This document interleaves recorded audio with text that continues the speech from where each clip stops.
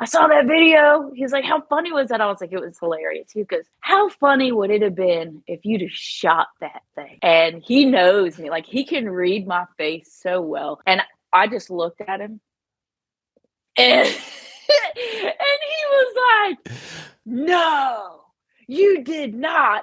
And I was like, I did. And he was like, well, where is he? And I was like, I haven't gone and looked for him yet. So I wanted to give it time. And he was like, oh my gosh, let's go. And so he threw his boots on and we went out there. We ended up finding him. I got a photo shoot with him and the target and me. It was a whole scene, but it was a very memorable first whitetail. I was like, well, if I throw a mic on, then I can help others the way that these people have all helped me. Born in the heart of the Pennsylvania deer camp, with the help of experts, friends, and local legends, we bring you valuable knowledge and powerful stories for your hunting adventures. Welcome to the East Meets West Hunt Podcast with your host, Beau Martonik. All right, we're live. Welcome back to another episode of the East Meets West Hunt Podcast, and I am joined from Virginia. Well, I'm not in Virginia, but she's in Virginia, Meredith Powroznik. I got it right. Yes, you got it right. Good job. Yeah. Welcome to the show, Meredith. Thank you. Thank you for having me. I appreciate it. It's an honor to be invited. Yeah, I'm pumped to have you on. It's funny, I'd heard your name get thrown around a few years ago now.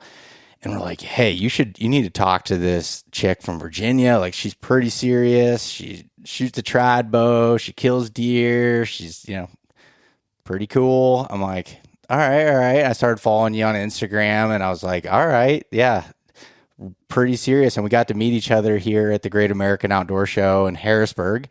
And, also a mutual friend of ours, Ryan Glitzky. Ryan had called me one day. He's like, hey, you need to get Meredith on. Like, she's a real deal, would be awesome guest on the show. So I'm excited to get to talk to you and get to interview you a little bit.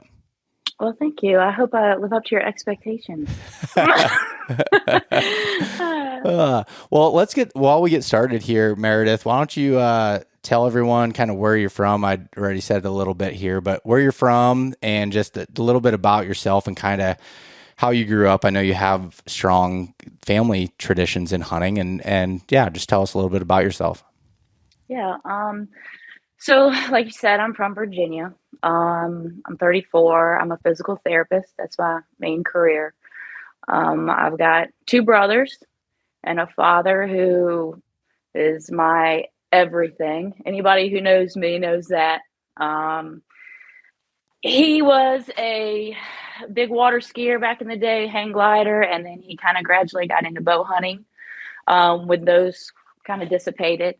And he raised me and my brothers to start bow hunting when we were pretty young. Of course, the boys got into it before I did, and watching them get into it is really what kind of drove me to want to get into it. And I was always pretty competitive with them. And if I'm being honest, it was seeing them be successful and watching my dad's face light up and tell those stories about them. And I had something in me that like needed that, Yeah. I was like, gosh, I want him to be that proud of me, And so one day I went up to him and I was like, Dad, like, I want to go hunting too. Like, why can't I do this? Because I couldn't understand why I was being left at home. And, it was just, my dad's 79. So, it was a different generation. And he just didn't even really think about including me at the time. But the second I brought it up, he jumped on it. And we've been pretty much partners in crime ever since. So it's been really cool. How old were you when you brought that up to your dad? I was probably, it didn't really stem from hunting. It stemmed from barefoot water skiing. So okay. When I was about 6, I was probably about 6. Yeah. He was taking them barefoot skiing. And that's when that feeling first started to bubble up in me. And then I approached him about that. And then he took me and I did really well. And he was just blown out of the water and it was cool. So then same thing kind of started with hunting. They were out turkey hunting. before going to school to take their SOLs, and I'm getting on the bus to go to school, and I'm like, what is this? I want to be turkey hunting. And so I said something to him. I was probably 13, Okay. maybe. Yeah. But I mean, before then, even when I was little, we were out in the front yard, he would hand us little youth recurves, and we'd be slinging arrows at targets and stuff. He'd always keep us busy, but I was a very young teen, I would say, when I first Okay. really jumped into it with him. Yeah, and it's funny the brothers thing of having brothers and watching them and the competitive nature of it. And this is my assumption, but I just know it even from like being around my sister-in-law who hunts and does stuff. Usually, I hate to say it, but usually women are better than guys at things like shooting and things that require attention. At the beginning, they listen to directions a little bit better, and I'm just being honest. That's what I've seen. So I did a podcast before, and the guy actually said that too. Really, yeah, and I don't know. I think us women, we come in with an open mind, and we're willing to hear what you have to say because we don't really care to prove things as much, maybe. I don't know. Yeah, ego is not as big of a role in it. Right. I think that's a lot of what it boils down to, honestly.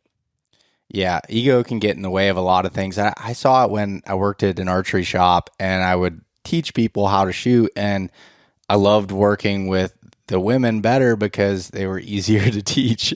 And right. I'd get guys coming, hey, I really want to learn to shoot a bow, and then they'd be like, oh yeah, I got it. Or they like just like right away of just like wanting to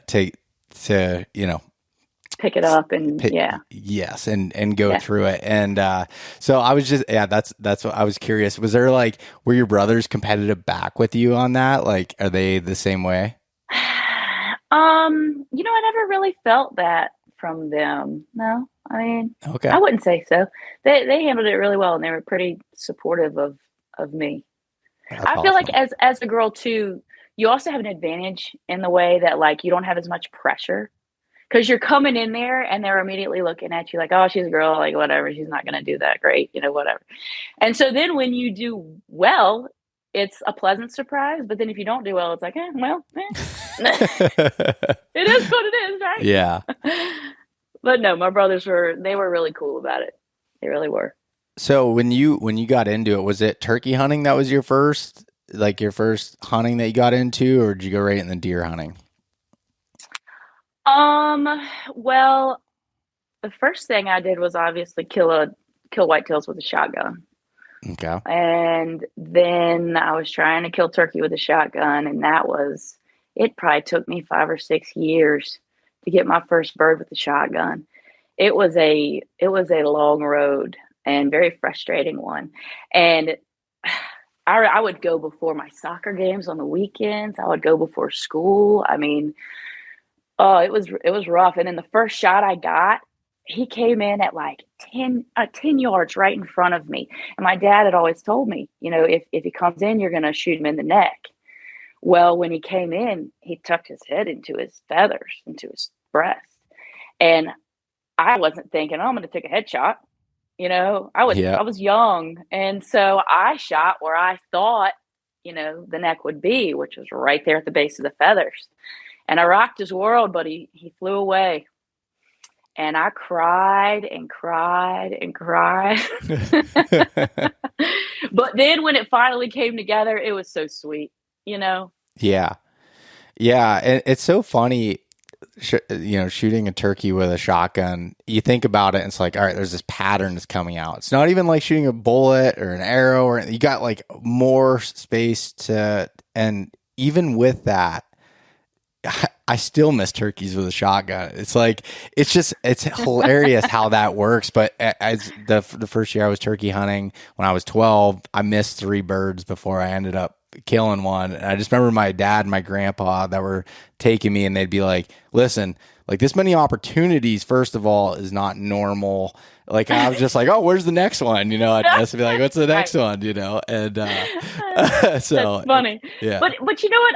I honestly, I don't know. I feel like there's benefits to screwing it up before you're successful because it makes you appreciate it that much more. Yeah. I feel like in a lot of ways, people who come in and they're just successful right off the back, oh, whatever, it's no big deal, on to the next thing. But when you go through those hardships, you take things more seriously and you learn a lot more from it. So in the long run, it's more advantageous. Oh yeah, 100%. And like when I missed those turkeys, there were three longbeards, and I missed them, and I ended up shooting a Jake. And I was like, man, I shot a Jake. And obviously I was pumped, but I was like, oh, I wanted to be like my dad. I wanted to shoot a longbeard.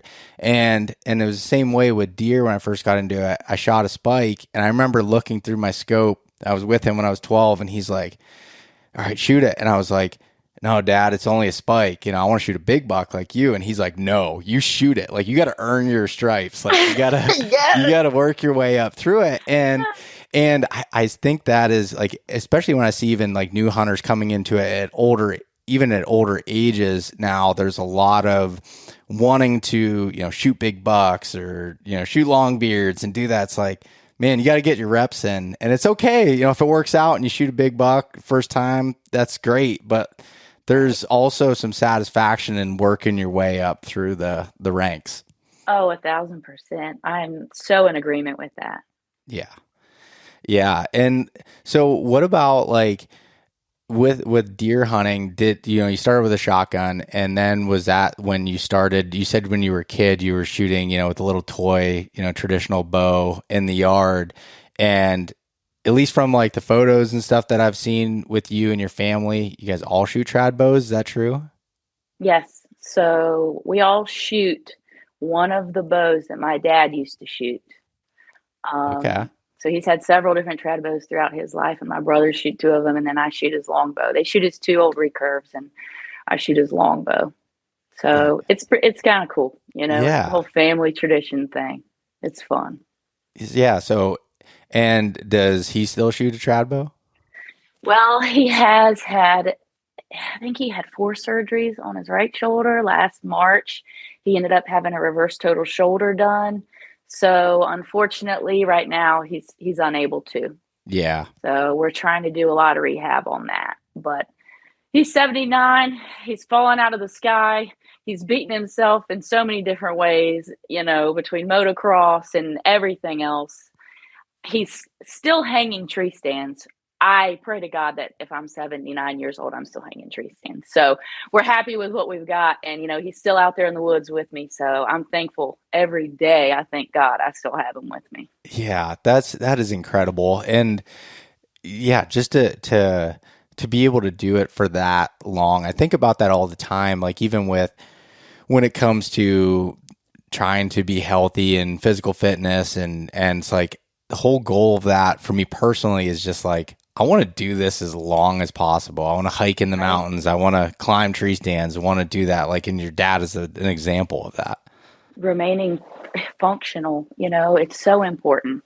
And being in the PT world, I see it so often. These people, they don't stretch. Stretching is huge because especially if you have a job where you're doing the same things over and over every day, your body morphs to that. And that creates imbalances throughout your body, which ultimately is what puts us at higher risk for injury. So I try to tell my patients all the time, just be self-aware and make sure that you're symmetrical in both sides of your joints, stretch, take the time to stretch because you're going to lose that range of motion. And when you do, that's when the pain starts coming. And that's when we start going downhill and becoming unable to do the things that we love. Yeah. And so that's a great point, and something I didn't think about originally when we were planning on talking about this, but an example. Okay. So with my job now, like a lot of it, obviously I get to spend a lot of time outside, but I spend a lot of time sitting right here behind the computer, editing, doing stuff. I'm kind of hunched over, bad form typically, sitting here, and I have to make a point, one, to even just get my steps in on days that I'm here and I'm sitting in front of my computer.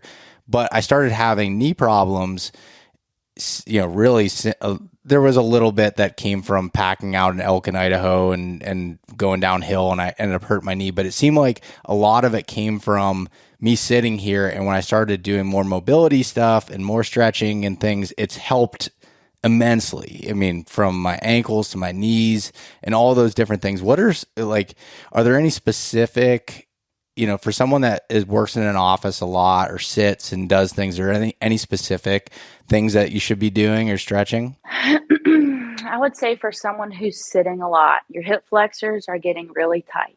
Your pecs are getting really tight. Like you said, that posture, I'm sitting here like this right now, Yeah. being here. So the more we're rounded, we're getting tight here. We're getting weaker across the back, right? And so our shoulder blades sit up on our, on our rib cage. And you notice how some people can wing their shoulder blades off their rib cage, really, wing them off. Well, that's connected to your acromion right here on the side of your shoulder. And your rotator cuff, some of them move underneath that acromion. And what I see a lot of is people who have desk jobs or who are very sedentary, they're here a lot. It creates an impingement in the shoulder because our scapula are coming up so high off of our back because we're just not doing any overhead strengthening stuff, right?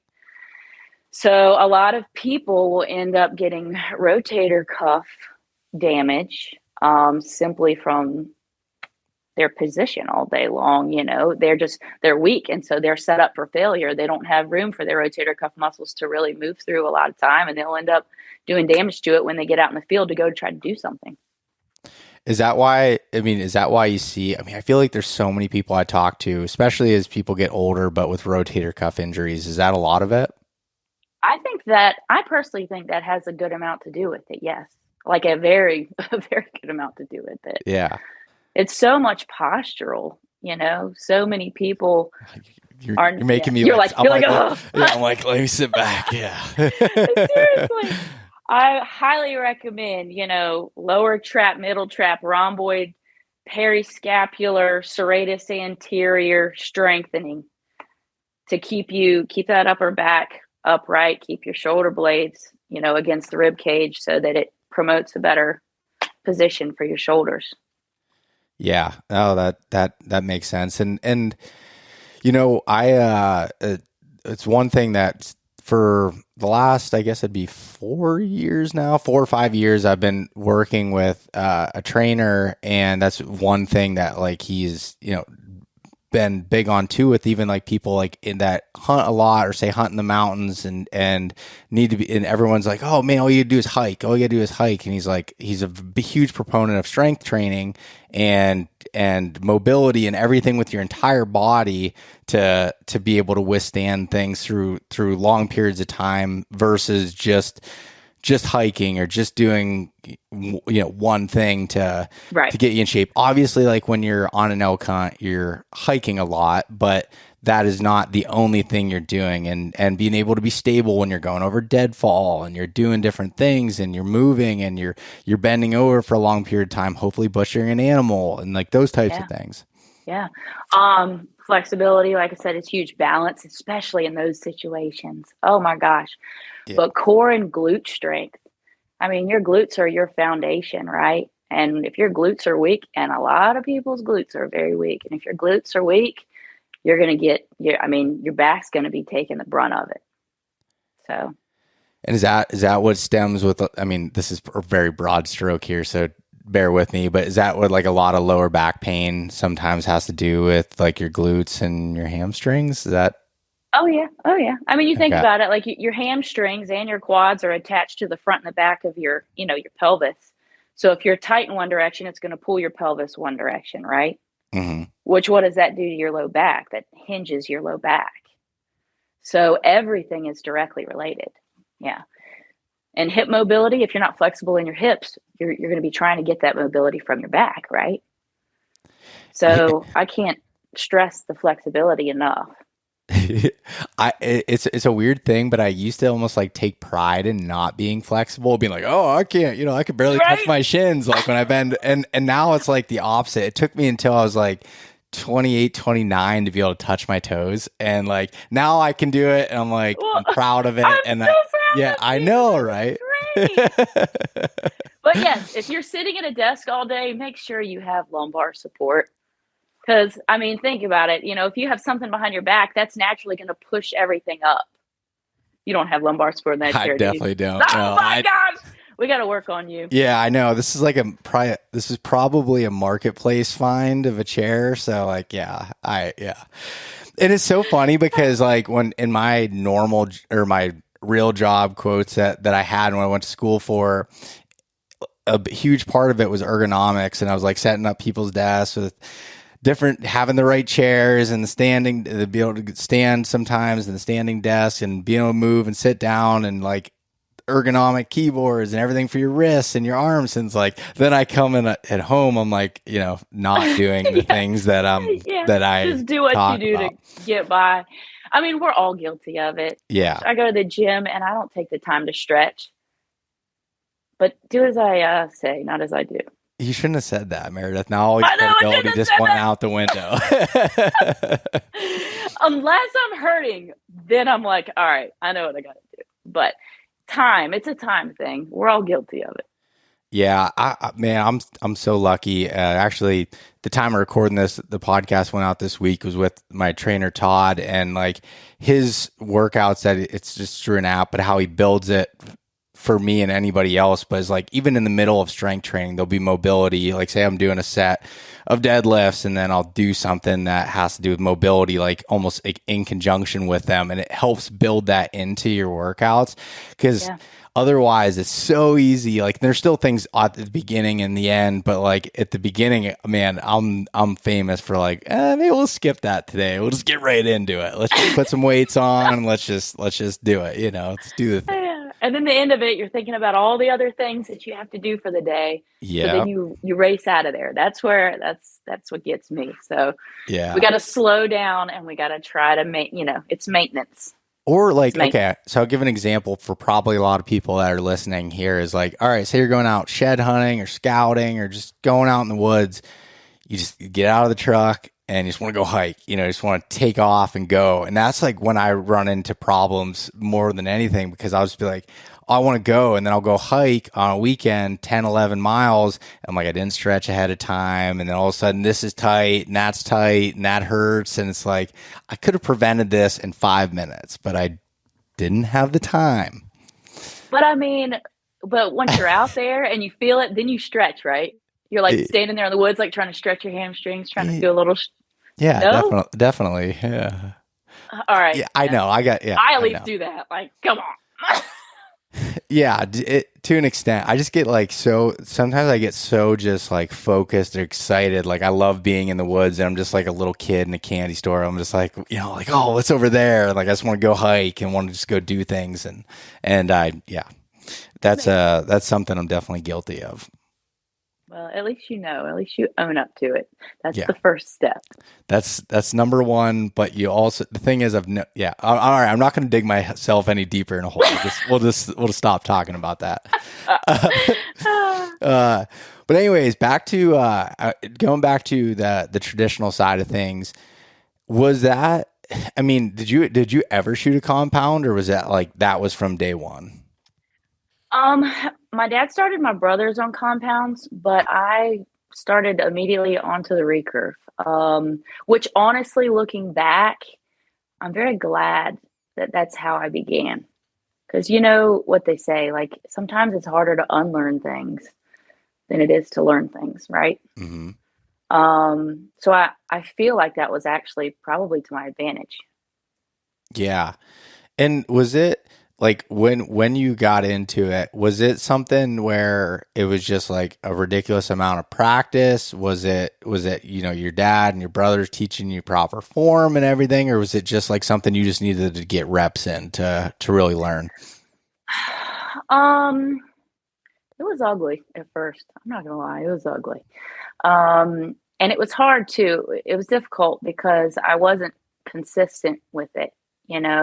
When I started to really develop a passion for it, I was, starting to go away to college, and then I was coming back, and then I was going on internships for school, and then I was coming back, and then I was doing travel PT and coming back. And so it was hard to, really put the time into it that I needed to. My dad was self-taught. He never had a coach. He never had anybody really instruct him on how to shoot the bow. He was handed a bow and he started shooting it, and he got the reps in, and that's how he figured it out. And so when he handed me the bow, he told me, the two different anchor points you can anchor. Well, I'm sure there's more than one, but he always told us you can anchor. A lot of people anchor at the corner of the mouth, and people anchor at the eye. I don't know how. I don't know. I know why I started doing this, but I don't remember when I started doing this. I associated the further I drew that bow back with the more penetration I would get with, an animal. And so in my mind, I figured, because I shot one deer, and I didn't actually, the first deer I ever shot, I didn't come to full draw. And I was probably 15, I guess. And it was never an error that I even thought could happen, honestly. It is kind of one of those things where you get in the moment and you go to do it, and then you're like, oh, I didn't realize I wasn't going to do that. I just thought I would do that naturally. But for me, and I'm kind of going down a rabbit hole here, so kind of take me back to where we were in the beginning once I finish talking. But no, you're good. The first deer that I shot, I remember starting to pull that bow back. And it was different in that I knew that the further I drew that bow, I could feel the poundage. I could feel the force that I was about to put through that animal. Whereas I had never felt that before. I mean, even with the compound, you get let off, but I'd used a shotgun, and so all you do is pull the trigger. And so for me, knowing in my mind, I was still of the mindset, like, I'm about to hurt this animal. And I wasn't mentally where I needed to be to prepare myself for that, and so as I got it back, I realized that it was the force that I was going to hit it with. And so I feel like, looking back, that's why I didn't come to full draw. And I hit the deer, and we didn't find the deer. I mean, the arrow just kind of flopped. And after that, I realized, and I asked my dad, and he said, actually, that's a common mistake that people make the first time they shoot a deer, is they don't come to full draw. And I don't know the reason behind that, but I feel like that was my reason why. But after that experience, I realized, if I'm going to do this, I have to do this the right way. And I've got to really pay attention to details, because, nobody wants to wound an animal, obviously. Mm-hmm. Yeah. So where did we start? Yeah, it was about the form and shooting. So you were talking about with the anchoring, and I'm assuming you're saying, because you were going further than some would. Is that what you were getting to? Yes. So what I was getting at was my anchor point. So my anchor point is, I don't recommend it to anybody. It's not good. It's terrible for my shoulder. I anchor my middle finger all the way up to my temple. And I started doing that to get more penetration, and I could look straight down the arrow. Okay. I just really liked looking straight down the arrow. But shooting a lot of reps, I feel that in my shoulder. Mm-hmm. And it's hard. It's much more difficult to release with back tension when your elbow's that high. And that's the proper way you should be releasing, is with the back tension, right? Yep. So at this point in the game, that's what I've done. I know that it's not good, but, if you do the wrong thing 1,000 times, you get really good at it. And that's kind of like, now at this point, I've had some success with it, and if I'm just being fully transparent, like, I'm scared of changing it. Yeah. And you saying that, it sounds similar to even like with shooting with a compound. There are certain ways that are the, quote unquote, right ways of doing it. But honestly, if you're consistent with even doing things the wrong way, it can have the same results as doing it the right way, because as long as you're consistent. Right. And you're consistent with that anchoring point and doing things. I mean, I know that with shooting a bow. I mean, you could anchor in wherever way you want. If you line up that peep sight with your sight housing, and that's how you traditionally shoot, you're going to hit where you want. Now, sometimes when you anchor in different spots, it can make it harder to get those things to line up. But if you're able to do that, it doesn't really matter. Right. And that's, and yeah, so I understand what you're saying, but you're saying, like, with you anchoring high like that, one, it's not good on your shoulder, and two, it's harder to implement back tension in that way. Right. And so I know that if I continue to shoot that way, I may not be able to shoot as long. As I get older, I may have more issues. So that's really why I feel like I need to change it. But like I said, but you're good I'm at learning it, so you things. don't want It's to. hard. I'm scared. When you're scared, say you're scared. And I'm scared. Yeah. Yeah. And so like, I'll give you an example in the compound world. Someone that gets criticized for their form more than anyone I see online is Cameron Haynes. And he's literally one of the best shooters out there. But like, he puts his thumb behind his ear and he squeezes the trigger. He's not, at least from the looks of it, not using back tension like you're supposed to, but he hits in the same spot every time. I mean, he shoots good. So it's like, you can't, I would never be like, hey, Cam, that's not a good idea to shoot like that when there's me over here that airballs shots here and there. So it's like, I get what you're saying though. And I get it from the longevity side of it where that would be worrisome. Right. So yeah, that's a whole different thing, but, figure it out, Meredith. Yeah. You learn something new every day. We're constantly learning new things. Yeah. So. Yeah. I've never went down the traditional route but my brother's a couple years younger than me, but I would consider him like, how do I want to put this? Like a 70-year-old man in a 31-year-old body. So like, that and he's just like he's a gunsmith and he loves old guns. He hunts with things that look like they haven't been around in 50 years and like that's what he likes to do and growing up my whole family's been into bow hunting. My brother just never did. He went in the military and when he came back and moved back home here, he's like, I want to get into bow hunting, but I'm only doing it traditional. And that was the way he went and he bought a bow and he's been practicing. Last year was his first year hunting with it. And I remember him talking to me because he's like, I don't want compounds, got all these complexities and you got tuning and all this stuff, blah, blah, blah.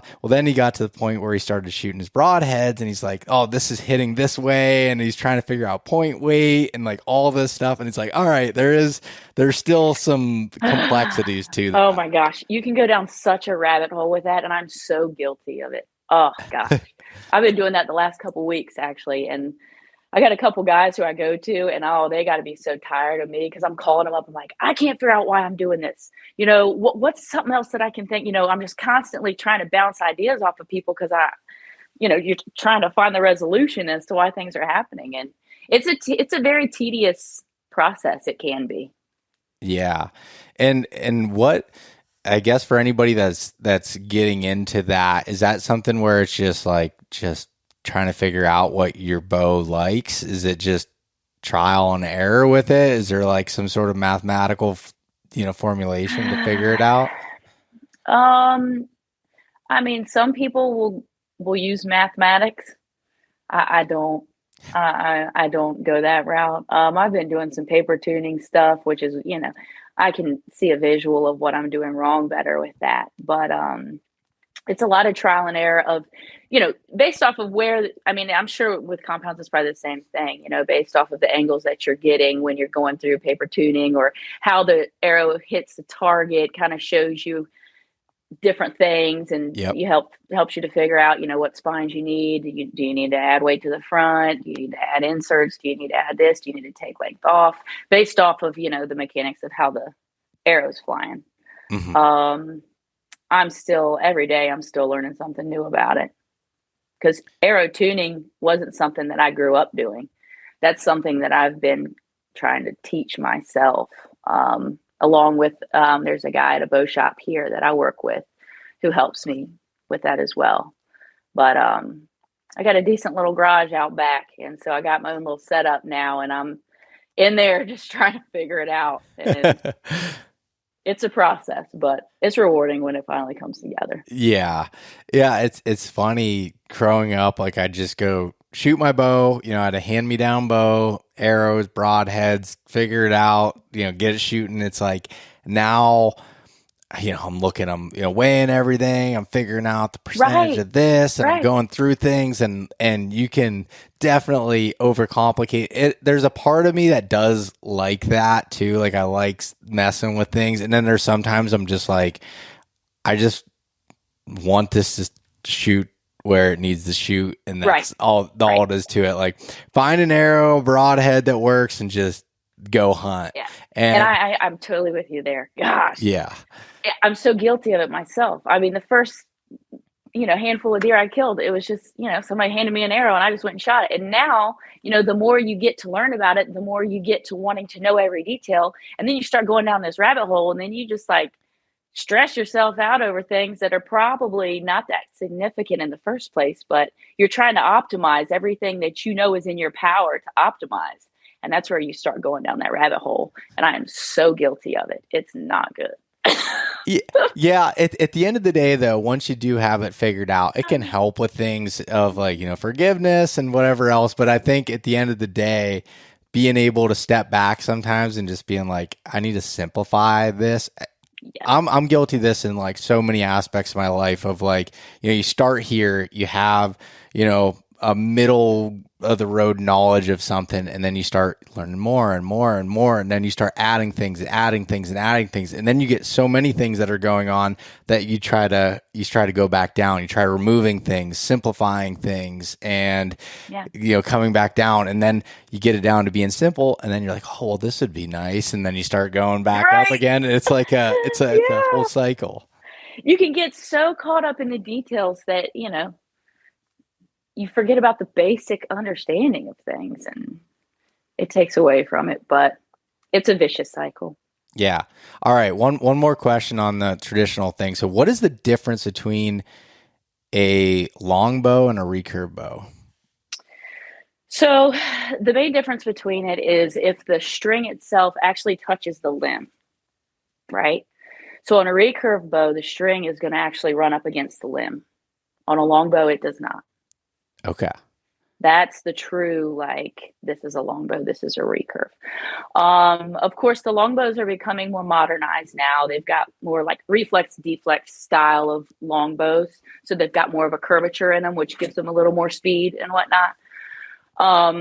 So the longbows are really they're coming up to the recurves, that's for sure. But a recurve is going to be more efficient than a longbow. And you're using a longbow currently? I started with a recurve, but yes, since 2015, I've been with a longbow. Gotcha.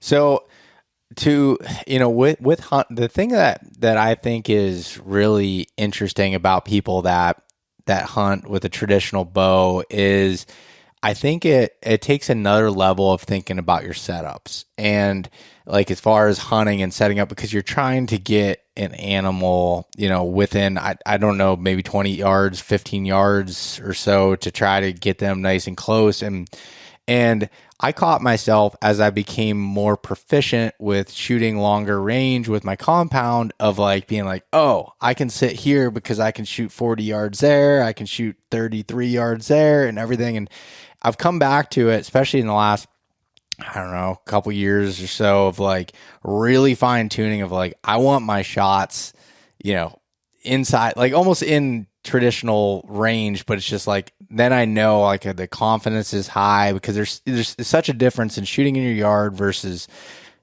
hunting per se. And I think the last 3 bucks that I've killed in Pennsylvania, at least out of a tree, have been really between 12 and 15 yards. And it's like, I love that aspect of it, but you're forced into that. And I think that takes another level of, from woodsmanship standpoint, picking the right tree, like, when you're going through and breaking down a property, obviously that's got to be in the back of your mind or in the front of your mind. Yeah. Well, I mean, like I said too, since I've never hunted another way, I don't really realize it. You know what I mean? Yeah. So it's just kind of been something that I've always done just because that's how I was raised. I was fortunate enough to be that, fortunate enough to be raised in that. But yeah, I mean, I don't take shots past 20 yards. I don't even like a 20-yard shot, if I'm going to be honest with you. but I will take it. 12 to 15, just like you. That's the money zone. You get that broadside angle. It's not too steep. That's one thing that I struggled with this year a little bit is I was getting actually a little too close, and my angles were like not good. So finding that tree to kind of keep you far enough away, but keep you close enough, it's a constant battle. It really is. And when it comes, like with me, I don't, of course, I'm aware of food sources, but really, I'm focusing on high traffic areas. That's my main thing is I'm just looking for high traffic areas. Yeah, like almost like kind of funnels where you're getting multiple deer trails that are coming through an area. Is that what you're kind of what you're getting at? Mm-hmm. Mm-hmm. Yes, that's where I end up setting up. And with the properties that I hunt too, I don't do a whole lot of outer state hunting. So the properties that I have are properties that I'm hunting consistently year to year. With that being said, that allows me to basically every year is another year of me scouting, and I'm learning more and more about that property. And sometimes the more properties that I game, it's almost not beneficial because I get spread so thin that I can't really assess what I want to assess and see what I want to see. I'm not learning as much about them because I'm more thinking of, oh, there's a buck showing up here, and there's a buck showing up there. And then you can't hone in and really focus on, what you want to focus on. So it helps me to continue hunting these same properties and better understanding them each year. I move each year. I'm learning something different. I'm moving different places. And I've been very fortunate in the last 4 years. I have had at least one opportunity at a decent buck, and that doesn't come, too often. And so I'm blessed with that. Unfortunately, I haven't made them all come together, but I've made a couple of them come together. So it's fun. I mean, I've Yeah. enjoyed it. Yeah, and I think that what you said there is such a good point. Like for me personally, I love seeing new places, and that can come at a fault and it can come at a benefit. Like you can find better places or better properties or whatever to be able to hunt. But at the same time, I always say it takes me at least 3 years to really know a place. And that's like really, I mean, there's areas I've hunted for 10 years that like I could tell you where a leaf is flipped over on a different part of it. And it's like, when you learn, each place has its own. I mean, there's so many things you can say about like, oh, what deer tend to do and a general speaking things, but each property and place, even a couple miles down the road, deer can do things a little bit different. And by putting the time into those specific places, you get to learn that. And I would, argue, in culmination with a bunch of things, but your success has shown that. And, you're being humble with what you're saying, but seeing the success that you've had and especially, and not saying that as a crux, but with a traditional bow is incredible. Like that's awesome to be able to see. So Thank you. What about, all right. So I want to get into some stories. I want to hear some deer stories, and I struggle sometimes of asking without like being like, oh, talk about this specific deer, but do you have any that come to mind that are like, some good deer hunting stories? I've got two that are my favorites. Okay, let's hear it. Well, I've got my ultimate favorite, which is a 10-pointer that I killed in 2015. Okay. Of course, this was with my dad. We were headed out to a property, and we had probably about a 45-minute drive to get there. We were running behind. And we're about to pull into the road, and my dad hits the brakes on the truck. And he goes, oh, no. And I was like, what? And he goes, I don't think I put my bow in the back of the truck. And I was like, no! And I was like, are you serious? And he was like, yeah. And so he parks the truck in the middle of the road, runs to the back of the truck. There's no bow.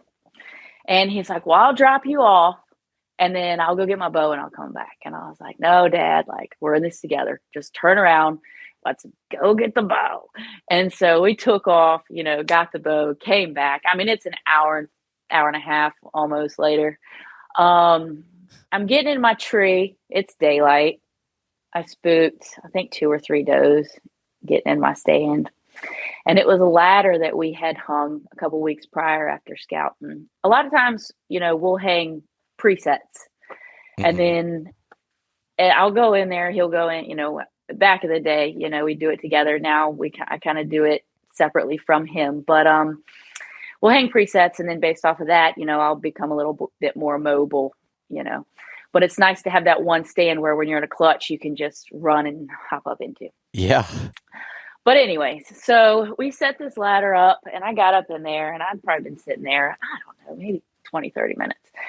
And as I was sitting there, I was looking around, and I don't know if you do this, and I've talked about this before, but like when you set up on in a tree stand, when you look around, do you think to yourself, if that's where he stops, that's my shot? You find a spot and you're like, that is where I most feel confident, Yeah. Like, it's spot. Like, yeah. Oh my God. Every time I'm in a tree, like I visualize multiple places where a deer could potentially come in of like, okay, if you come from this way, but it's like you have that one spot that's like, this is where I want them to be. Is that what you're talking about? That's exactly what I'm saying. There was a tree there. It was probably 12 yards. It was, to my left side, perfect for me.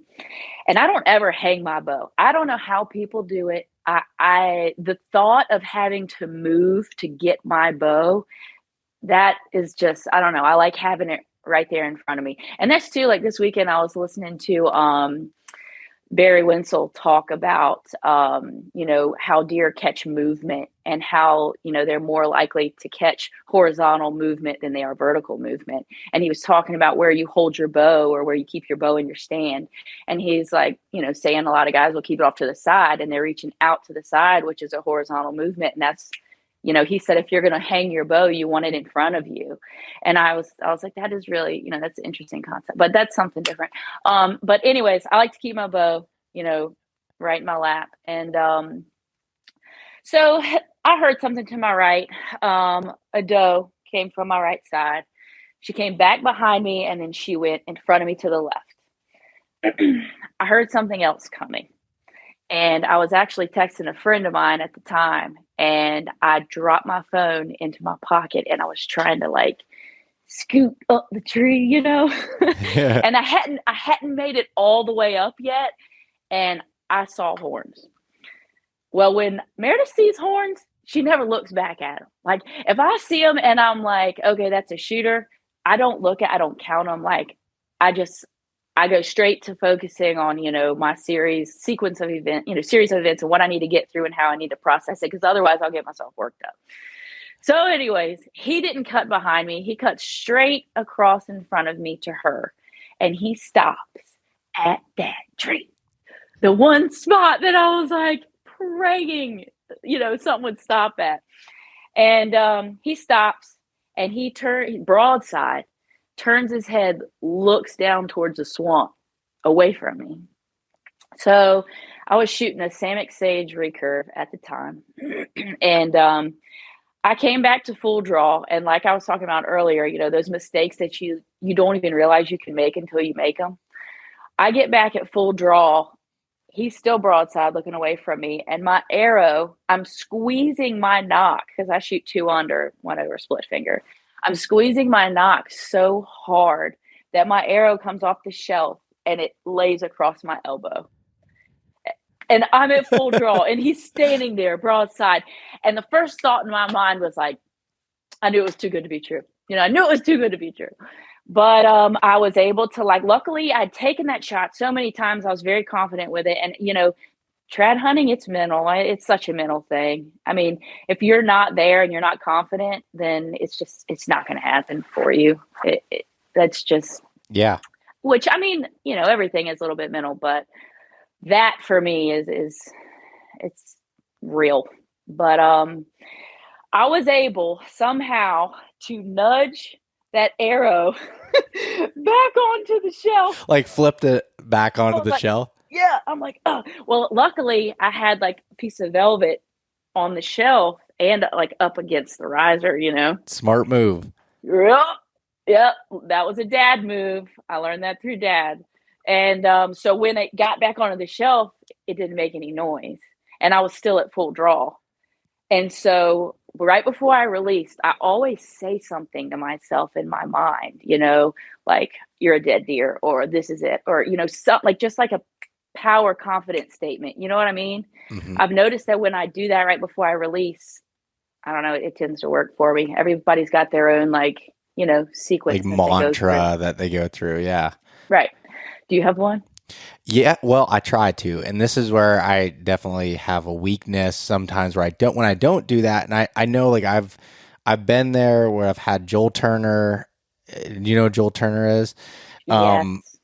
I was at an event and he was there, like kind of training me and going through it and like trying to, he's tapping an arrow on my hat, like doing things, trying to screw me up while I'm at full draw and like speaking, about going through your sequence because it keeps you focused on going through things versus letting your mind wander and doing, I'm doing a bad job of explaining this, but basically just letting things just because you want the arrow just to get away. Like you have this anxiety of just wanting it to shoot and get rid of it because you're like, there's so much anxiety with like, there's a buck in front of you or whatever it might be. But yes, I have a mantra that I go through when I'm doing it correctly of like, I pull back and be like, okay, I feel good. And then just pull, pull, pull. And that's what I just keep saying that in my mind. And I continually like kind of speed up on the pull and I just pull, pull, pull, pull, pull. And that's to me, when I can do that, that's when I make the best shots. What is your mantra that you say to yourself? Well, it's always a little bit different. Okay. In some right. And so I don't know. I can't there's a cuss word in it, so I can't say it. Understood. It's like a real confident mantra, you know what I mean? Yeah, all right, I got you. But I mean, it works sometimes. So anyways, I released and I hit him and it sounded so good and he kicked and he took off. And at this point, I'm just like in complete shock. And I called dad and he answered the phone and I'm like, Dad, I was like, you're not going to believe it. And he was like, what? And I was like, I just shot a really nice buck. And he was like, no. And I was like, yeah. And you're not going to believe this. And he was like, what? And I was like, I hit it where I was aiming. And he was like, no.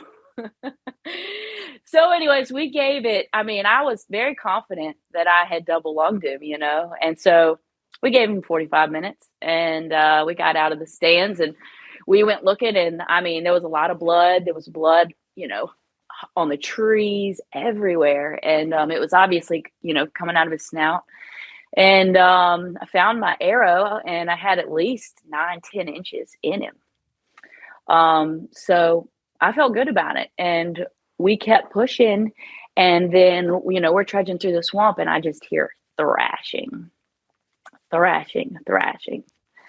And he had bedded down on a little island in the swamp.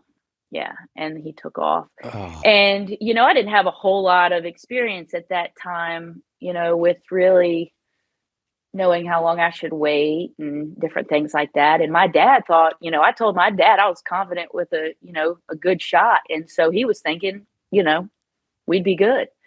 And so, maybe that was my mistake. But I kept pushing. Daggone if I didn't jump him a second time. And he ran up on the ridge. And I remember standing in this bottom in this swamp, and I had my recurve in my hand, and I had, 2 arrows in my quiver, and I just watched him, run away. And he was so unfazed, and I was in shock. I was just like, how? And I think in total, we left that day. We came back the next day. I mean, I think in total we looked for that deer for, I think it was like somewhere between 24, 26 hours. And it was a Tuesday and it was my short day. My hours are staggered at work. And my dad called me up and he was like, do you want to go try one more time, look for that deer? And I was very discouraged. I just knew we weren't going to find it. And I was very frustrated because I felt like I had done everything in my power. I felt like I couldn't have done anything differently. You know, I was confident in my shot placement. I was confident in my penetration. I was confident in, you know, what I was seeing after the shot. And so I just couldn't, you know, I couldn't figure it out. And, but anyways, he was like, you know, maybe we'll see some buzzards or something. And so I was like, all right, you know, one last go. Let's go. If it weren't for him, I wouldn't have gone. I wouldn't have gone that day because I felt like we had looked so hard.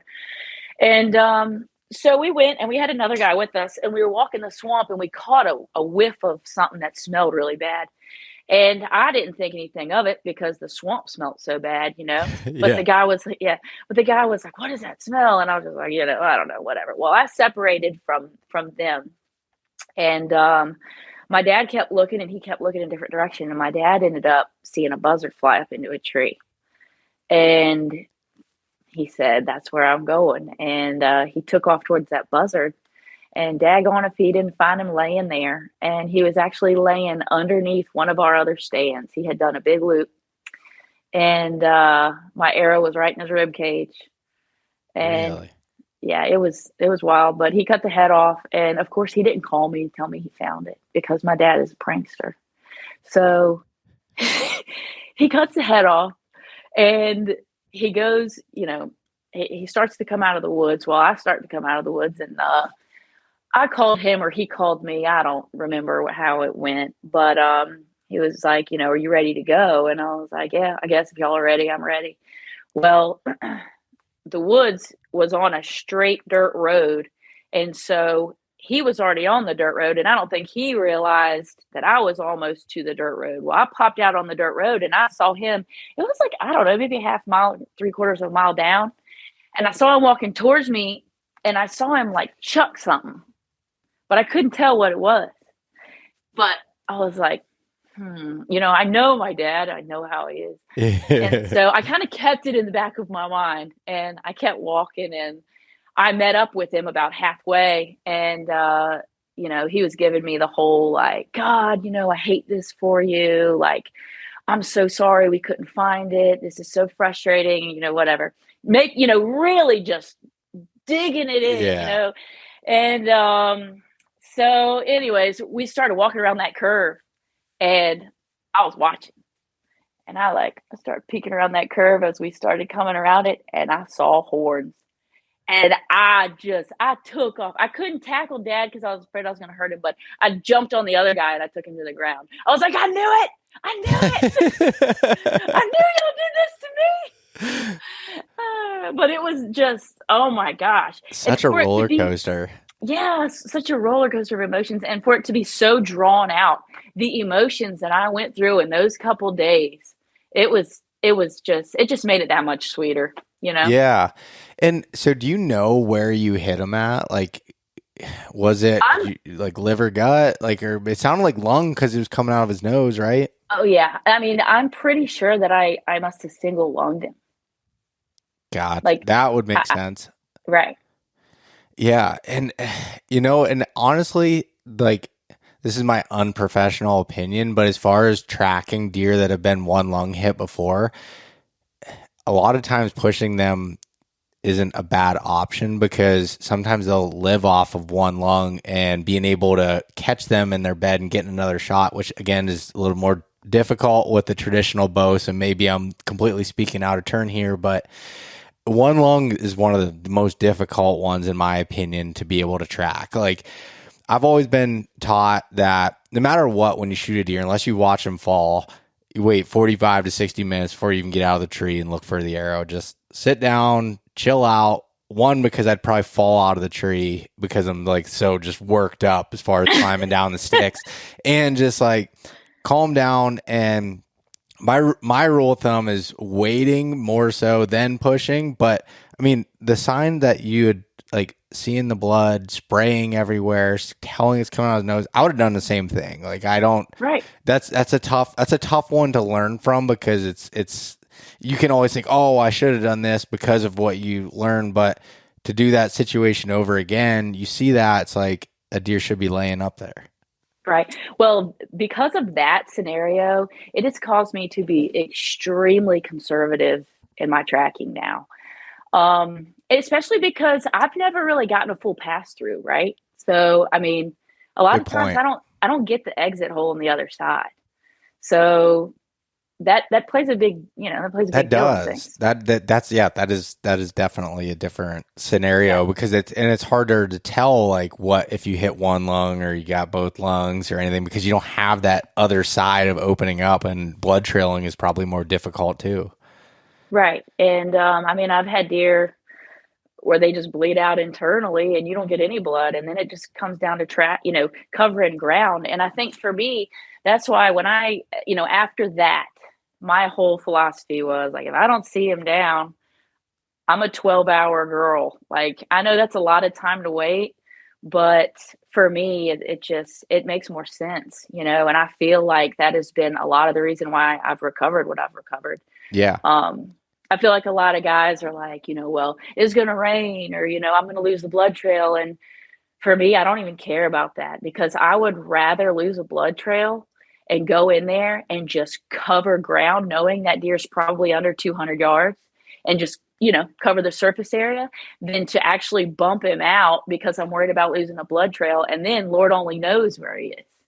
You know, that is a really, really good point on the standpoint. If that deer's going to die, likely, I'm saying likely, not all the time, he's Right. going to bed down within a couple hundred yards.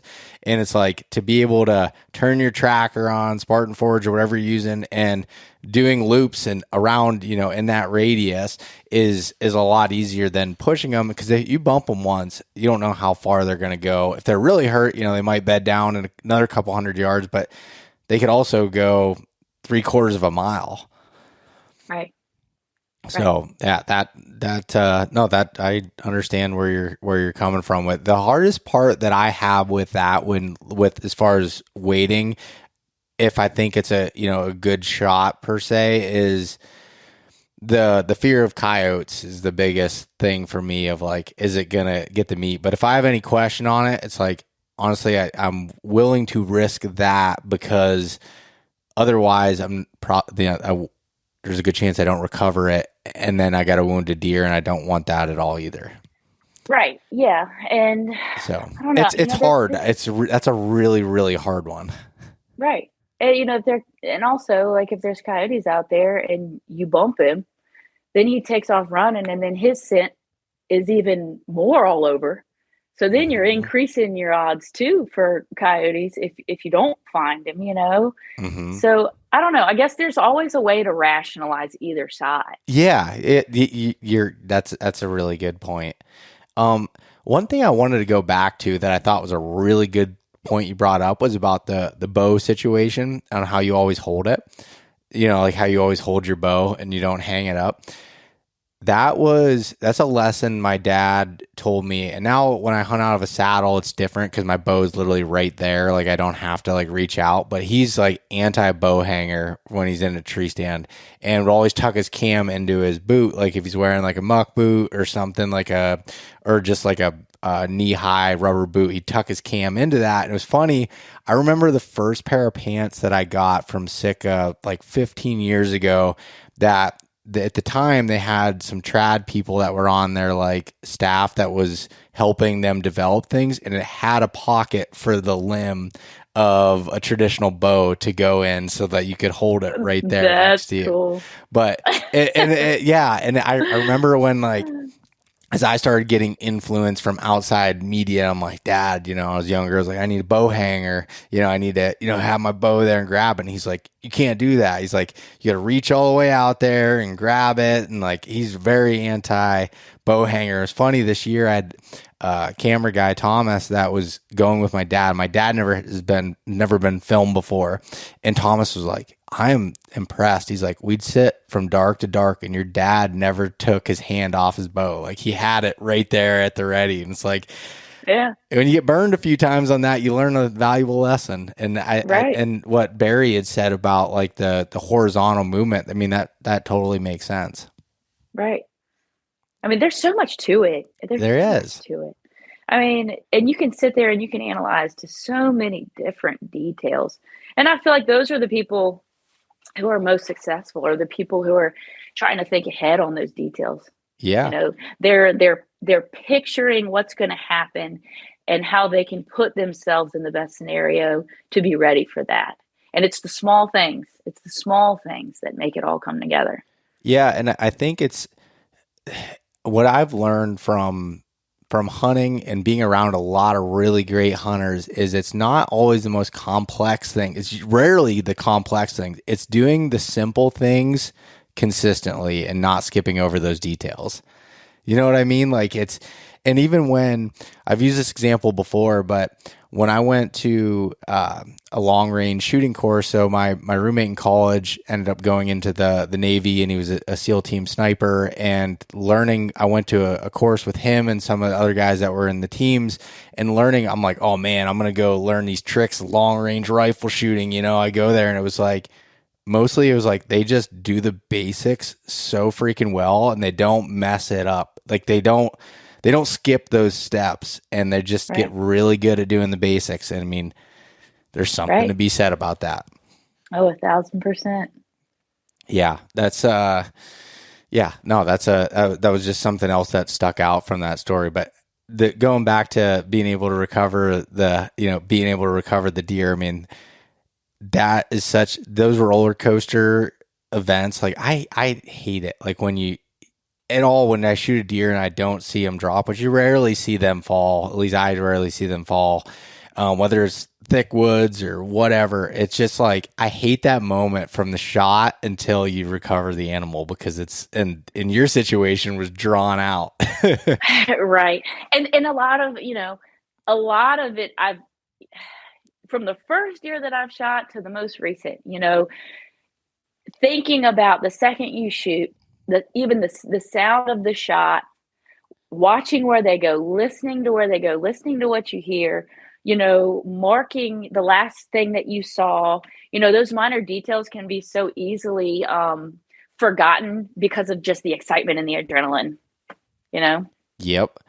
And every time, at least I go back and I think, I'm like, wait, did they do this? Why didn't I pay attention more of like, but that's something as I've shot more deer and I've learned that I really like, it's like part of my sequence now. You shoot and it's like, all right, where'd he go? Where's the last place I saw him at? And even right after that, and I stop hearing things, I'll even take a picture of like where I saw him go. Yeah. Because 10 minutes down the road, I might be like, wait, did he go through there? Did he go through here? Was he standing here? Like what was happening? Right. And especially in your scenario where you're not getting a pass through, so you're not even seeing where the arrow would be laying. Like if you pass through, it's like, okay, I can see that arrow there. You can find that. I know he was standing here.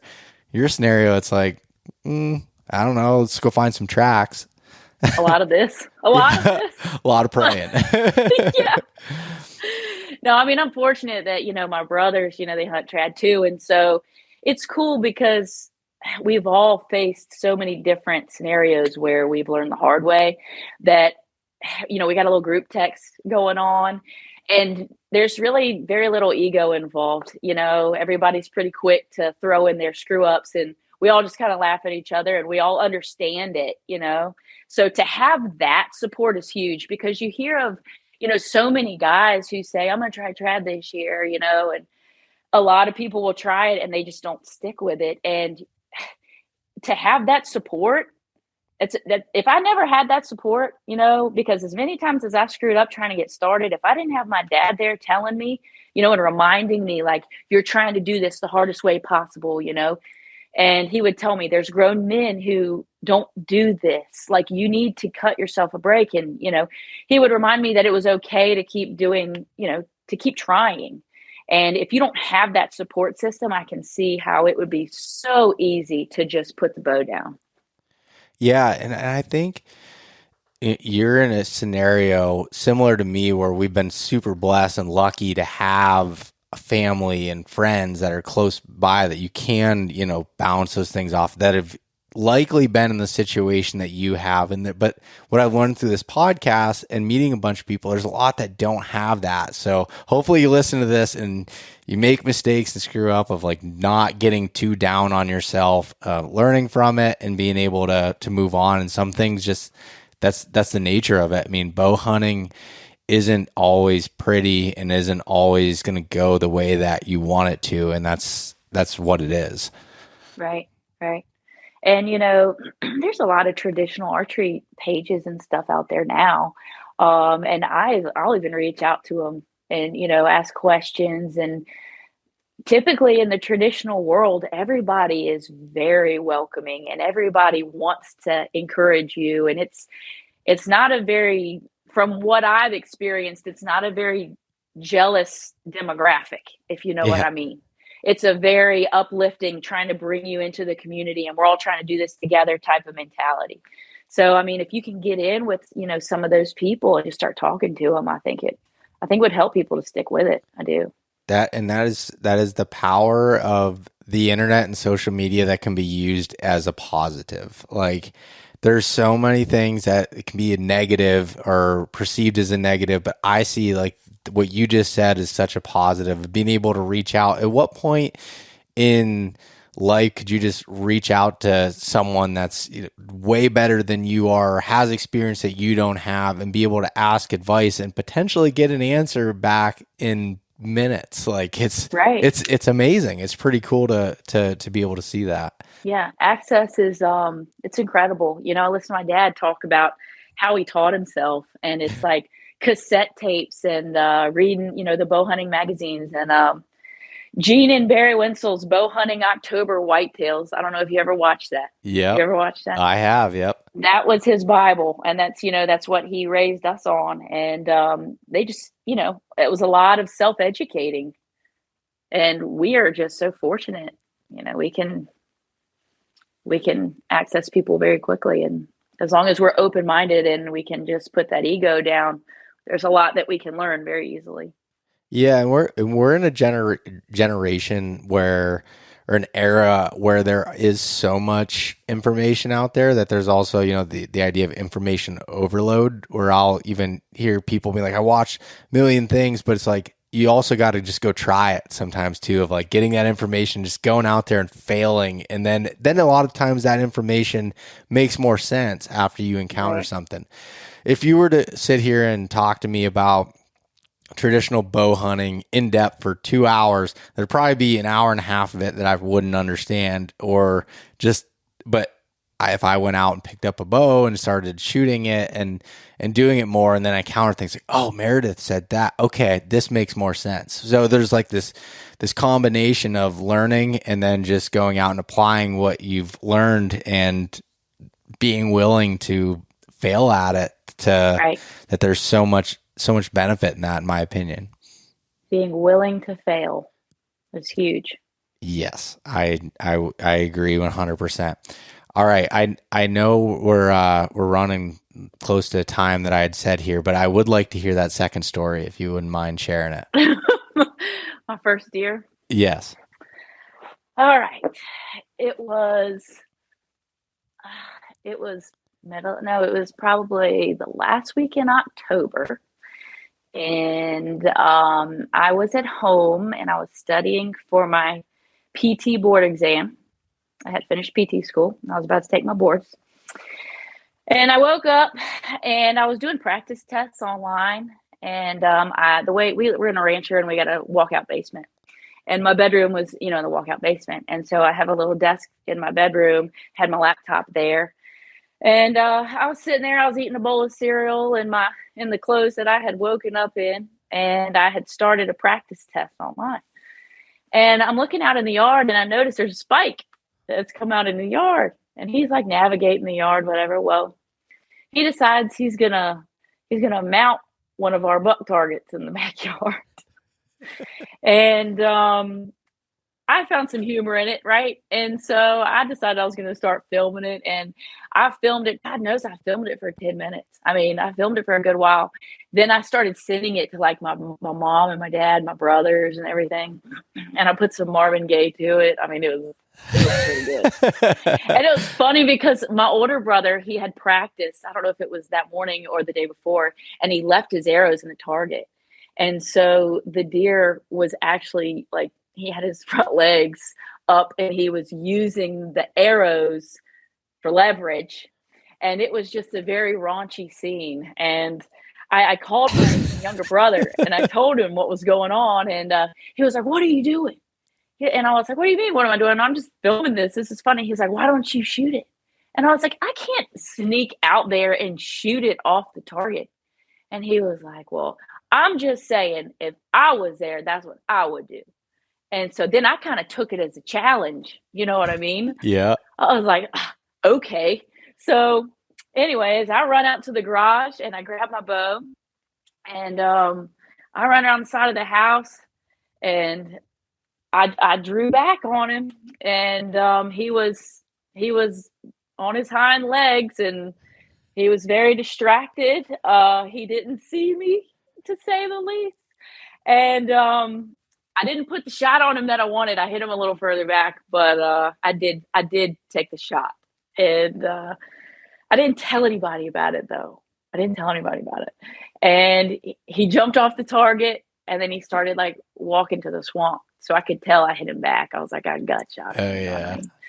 And so I knew I needed to wait to give it at least I was going to give it at least 9 hours. But I didn't tell anybody that I shot it. So I was up in the kitchen, and my dad got home from work, and he walked in, and he was eating a bunch of M&M, like peanut M&Ms he always ate when he came home. And he's standing there and tossing them in his mouth, and he's like, "I saw that video." He's like, "How funny was that?" I was like, "It was hilarious." He goes, "How funny would it have been if you just shot that thing?" And he knows me, like he can read my face so well. And I just looked at him, and and he was like, "No, you did not."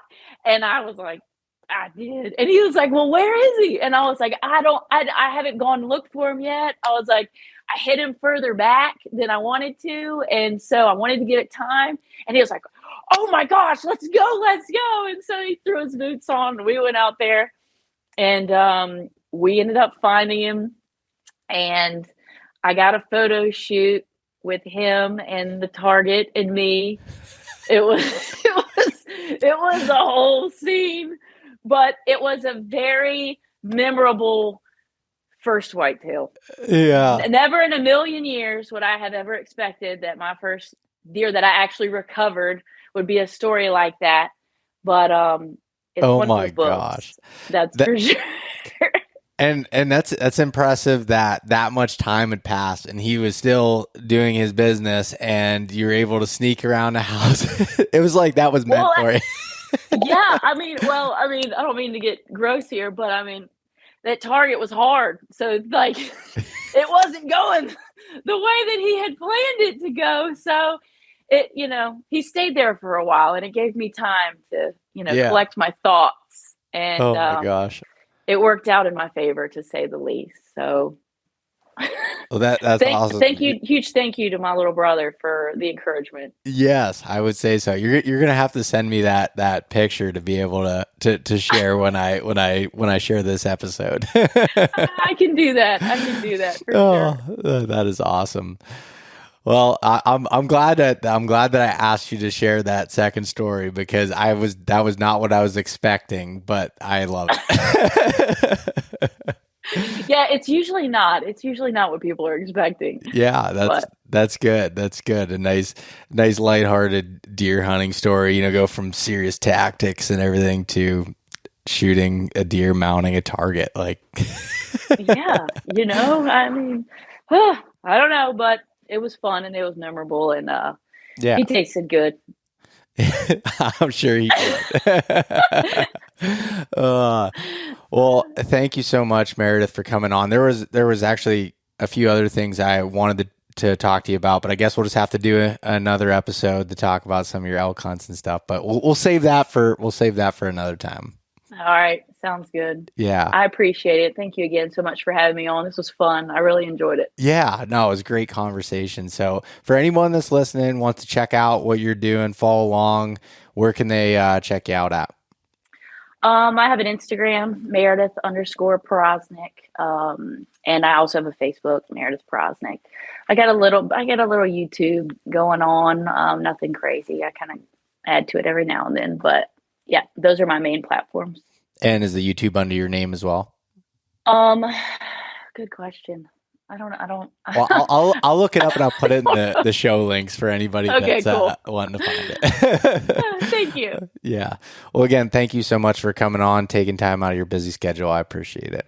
Absolutely. Hey guys, thanks so much for listening. If you enjoyed this conversation, share it with your buddies. Leave us a rating, a review, and subscribe. If you want to check out more content like this, there's plenty in the links below. We truly appreciate having you guys along with us.